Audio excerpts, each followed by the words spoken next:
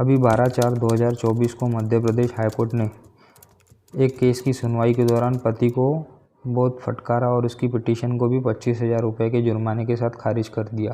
तो दोस्तों ऐसा क्या कर दिया था पति ने कि उसकी पिटीशन को खारिज करने के साथ कोर्ट ने पत्नी के रिश्तेदारों को यह भी छूट दे दी कि वे उसके अगेंस्ट में कार्रवाई करें। तो दोस्तों वीडियो को शुरू करते हैं। उससे पहले आप सभी लोगों से रिक्वेस्ट है कि हमारे 1000 सब्सक्राइबर होने में थोड़े ही सब्सक्राइबर की ज़रूरत है, तो प्लीज़ चैनल को ज़रूर सब्सक्राइब करें। तो दोस्तों बिना समय गवाए वीडियो को शुरू करते हैं।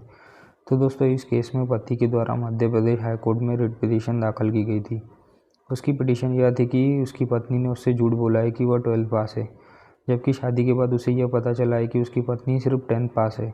तो उसके साथ चीटिंग हुई है और उसने इस बात के लिए कटनी महिला थाना के पास भी शिकायत की और बाद में कंप्लेंट भी की। और अथॉरिटीज़ के पास जाने के बाद में उसे न्याय नहीं मिला, तो उसने हाईकोर्ट के सामने यह रिट पिटीशन फाइल की है। तो दोस्तों इस केस की सुनवाई के दौरान हाईकोर्ट ने यह पाया कि जब उसने पुलिस स्टेशन में इस बात की शिकायत की थी, तो उसके बाद एसएचओ के द्वारा इस मैटर में रिपोर्ट तैयार की गई थी और उस रिपोर्ट में एसएचओ ने बहुत सारे विटनेसेस के बयान लिए, जिसमें उन्होंने यह पाया कि जो पत्नी है वो तो पति के साथ रहना चाहती है, लेकिन पति अपनी पत्नी को साथ में नहीं रखना चाहता। और इसके बाद उसका जो अपनी वाइफ के अगेंस्ट में एलिगेशन है कि उसने यह बात छुपाई है कि वह 10th ही पास है, तो यह कोई अपराध नहीं बनता। तो यह निष्कर्ष एसएचओ की रिपोर्ट से निकल कर आया। उसके बाद इस रिपोर्ट से प्रभावित होने के कारण उसने हाईकोर्ट में रिट पिटीशन फाइल की। तो कोर्ट के द्वारा इस मैटर में यह पाया गया कि यह मामला शादी का है। तो कोर्ट के द्वारा हिंदू मैरिज एक्ट की धारा 5 के अनुसार एक वैलिड शादी के लिए जो कंडीशन बताई गई है और पत्नी के द्वारा यह बात झूठ कहना कि वह 12th क्लास तक पढ़ी लिखी है, तो यह बात इन कंडीशन को वायलेट नहीं करती। और उसके बाद उसका ऐसा बोलना वो धारा 13 के अनुसार डाइवोर्स का कोई भी कारण नहीं बनता। अब बात आती है आईपीसी के अनुसार चीटिंग की। तो धारा 415 के अनुसार किसी की प्रॉपर्टी हथियाने के उद्देश्य से उसके साथ छल करने को ही आईपीसी 415 के अनुसार चीटिंग कहा गया है। तो वो भी इस केस में प्रतीत नहीं होता।